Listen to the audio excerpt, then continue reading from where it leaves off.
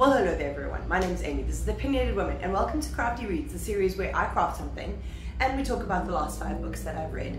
Today's featured plant is my brand new polka dot begonia. Oh my god, I've been wanting this plant for so long. I'm determined not to kill it. It's very beautiful. It's got a brand new leaf that just came through here. There's one on each side.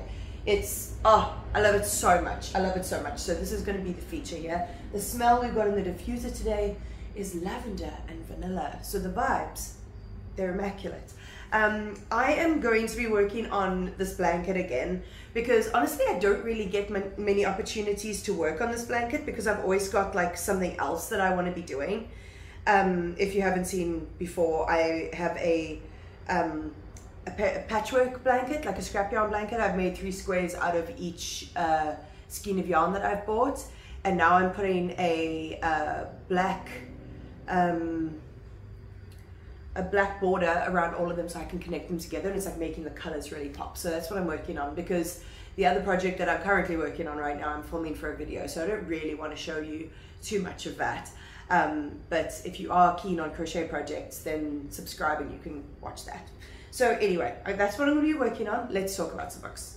The first book I read was Night Waking by Sarah Moss, and this one is interesting because I didn't find it super duper compelling, and it's definitely not my favorite of the Sarah Mosses that I've read, because I absolutely love her like nature writing and her like really lyrical writing style. But this one, even though it wasn't as compelling and as, you know, I didn't enjoy it as much as the other books that she's written, I feel like it did the job that it set out to do, because this book feels very claustrophobic. We're following from our main character, whose name is Anna, and she, as the back says, she hasn't slept in months. She's got 2 small children. One of them's like 9, the other one's like 2 or something, or 3. And she's an academic. She's in the middle of writing a book, and her husband has gotten a job on this remote Hebridean island to study a puffin colony. So Anna's had to uproot her whole career, where she had childcare, where she had, you know, the kids going to school and stuff like that, so she could still do her job. Because she is this man's wife, she's just expected to uproot her whole life and move to this island that has nothing on it.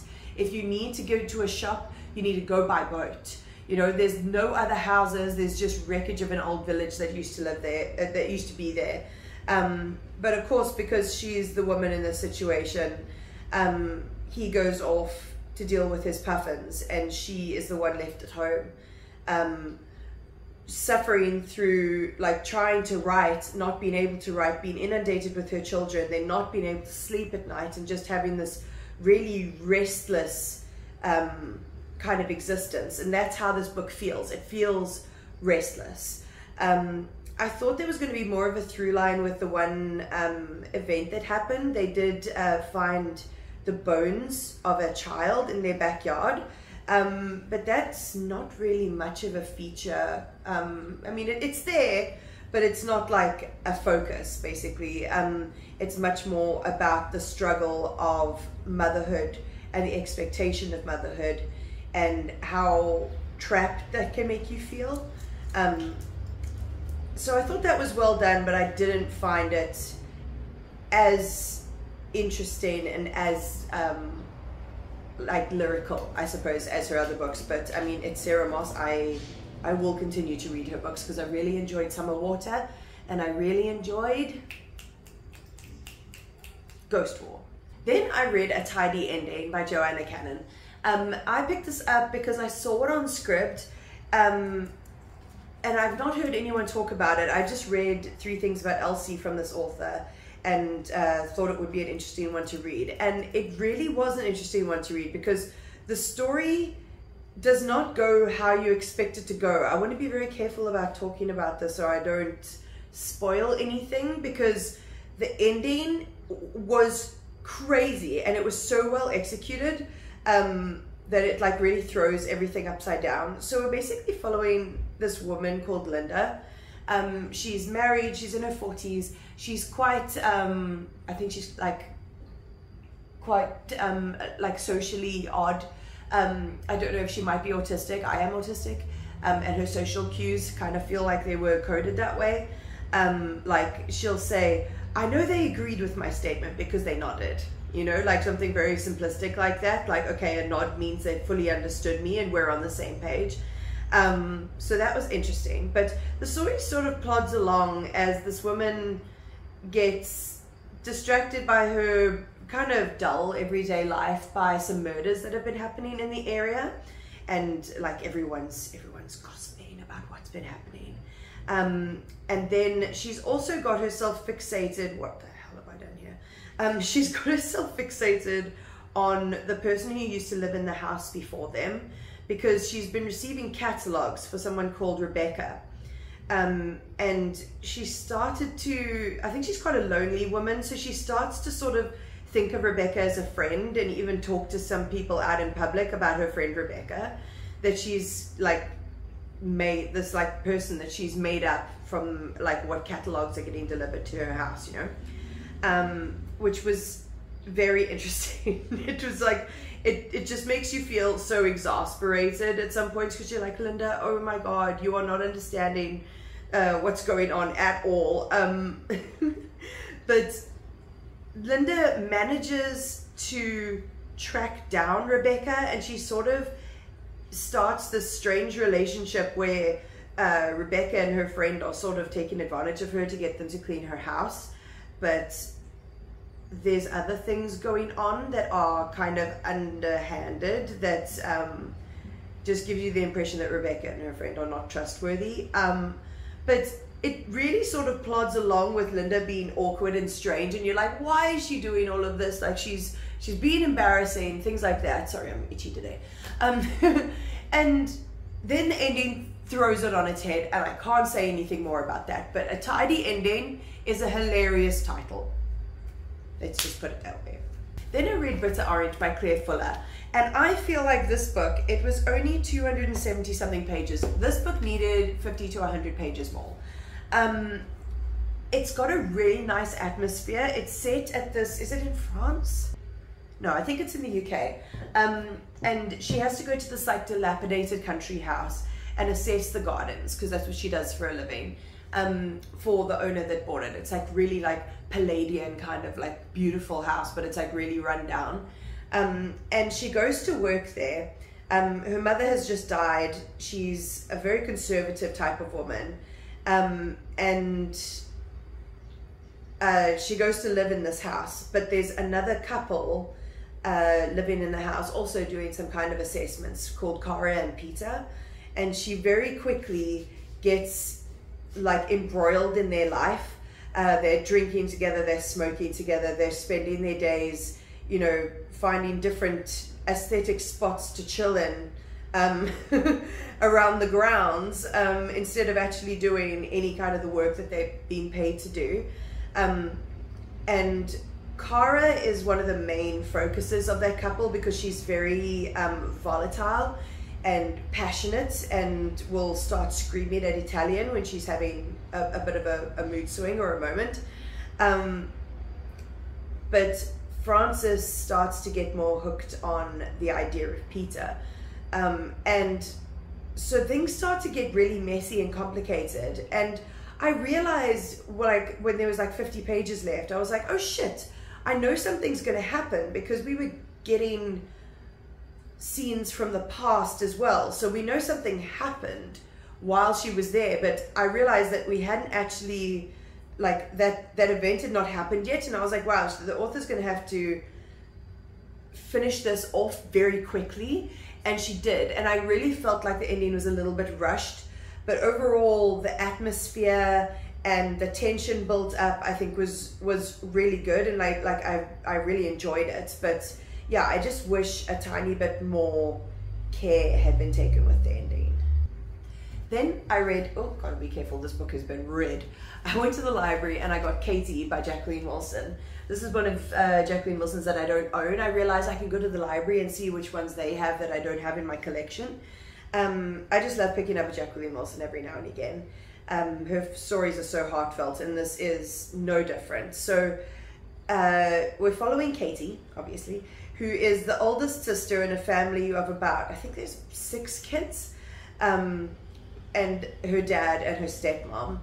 And Katy is a very boisterous child. This book is middle grade, by the way. She's a very, very boisterous child. She's always getting into trouble. She's always creating great stories for her siblings. She's always mucking about in class. You know, she's kind of like carefree, never takes anything too seriously. And then she gets into a serious accident and she ends up in a wheelchair. And it goes through her convalescence in a way, like going in the hospital and at home. And it really, I think she writes this in a way where, like, she must have great sensitivity readers. I really hope she does have sensitivity readers. But I feel like a child who's had something like this happen to them could pick this book up and see themselves in it, in like the frustration that Katy is feeling because she's not able to live her life as she was previously. But it also, as in most Jacqueline Wilsons, gives you a lot of hope by the end. So it would give a child, you know, like the realization, like, oh, this doesn't mean my life is over. It just means it's a little different and I just have to adapt slightly or dramatically. But it just, because you're in a wheelchair doesn't mean your life is completely over. And I think that was a really good message that she managed to get through by the end. And what I really loved is that this book is from 2015 and it's from the kids section. Yeah, this book has been read to shit. So I hope it's made an impact on a bunch of little kids, basically. And then finally, I picked up The Chalk Man by C.J. Tudor. I have been wanting to read this book for ages. I read her other one, The Other People, and it was okay, but I liked the writing. But so many people on BookTube have talked about this book, so I was like, no, I have to give it a go when I saw it at the library. So this book is in 2 different timelines, and we're following the main character. What is his name? What is the main guy's name? I can't remember. Eddie. So we're following Eddie in 1986, 1989, in the 80s. And then we're following him as an adult in 2016. So from the very, very first chapter, we're aware that a murder has happened and that her body was chopped up into little pieces. And we are told, we're like, right at the beginning, we are viewing the body with an unnamed viewer that we will find out who it is by the end, which is, I didn't expect it coming at all. The twist in this book, so good. And also her release of tension and the way that she delivers the different bites of information. So we're alternating between the 80s and 2016. And we're given snippets of what happened in the 80s in the 2016 part, and then we're giving insight into things that the 2016 Eddie might not know about what happened in the 80s, if that makes any sense. But so we know that this murder happened in the 80s, and that this friendship group of 4 kids ended up finding the body. So as an adult, one of those guys has come and found Eddie, and he's like, we want to write a book about what really happened because I know who really killed her.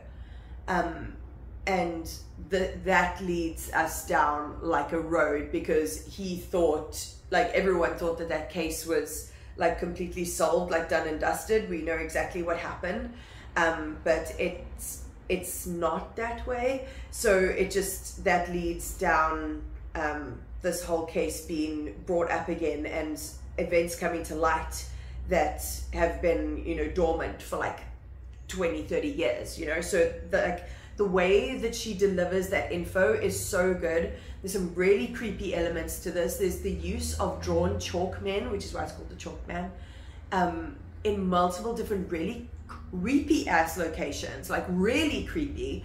And the kids in this also use colored chalk to communicate to their friends. So that almost gets usurped and used in like a really dark manner, and it's just so creepily and thrillingly done. I just thought this was a great thriller. It's definitely one of the best ones that I've read in a long time. So if you're looking for a good thriller, I read this in like 2 days. Okay, that is all I have for you today. I hope you enjoyed that. As always, I have my TikTok and my Instagram down below. We have a lot of fun over there. I'm like really having a lot of fun making Instagram content, and like I've taken some fire book pictures recently. So if you want to see those, go and check it out. I also have my Kofi link down below. It's like a little one-time tip jar. So if you ever want to support my channel, you've enjoyed this video, it's like a $3 minimum, I think, if you ever want to do that. But no pressure. But other than that, like, comment, subscribe, all of that fun stuff. And I'll check you next time.